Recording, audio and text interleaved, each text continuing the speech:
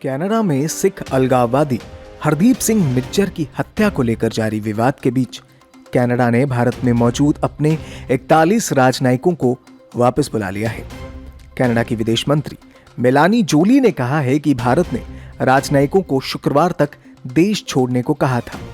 साथ ही भारत की तरफ से यह भी कहा गया था कि अगर वो देश नहीं छोड़ते हैं तो उनके राजनयिक ओहदे को रद्द कर दिया जाएगा। कनाडा ने आरोप लगाया था कि इस साल जून में वैंकूवर में हुई कनाडाई नागरिक हरदीप सिंह निज्जर की हत्या में भारत का हाथ हो सकता है। वहीं भारत ने कनाडा पर अलगाववादियों और आतंकवादियों को शरण देने का आरोप लगाया है, लेकिन निज्जर की हत्या में शामिल होने के कनाडा के आरोपों को बेतुका बताते हुए खारिज कर दिया था। कनाडा की विदेश मंत्री मेलानी जोली ने गुरुवार को कहा कि भारत में मौजूद कनाडा के 62 राजनयिकों में से 41 को उनके परिवार के सदस्यों के साथ हटा दिया गया है। जोली ने कहा कि कनाडा के 21 राजनयिकों को छुट्टी दी गई है जो भारत में ही रहेंगे।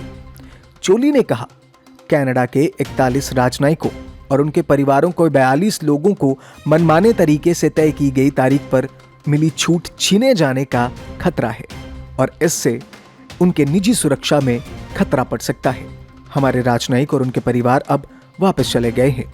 जोली ने कहा कि राजनयिक छूट को हटाना अंतर्राष्ट्रीय कानून के विपरीत है। उन्होंने ये भी कहा कि कनाडा जवाबी कार्रवाई नहीं करेगा। उन्होंने कहा, राजनयिक विशेषाधिकार और छूट को एक तरफा तरीके से खत्म करना अंतर्राष्ट्रीय कानून के विपरीत है और राजनयिक संबंधों पर वियना कन्वेंशन का स्पष्ट उल्लंघन है।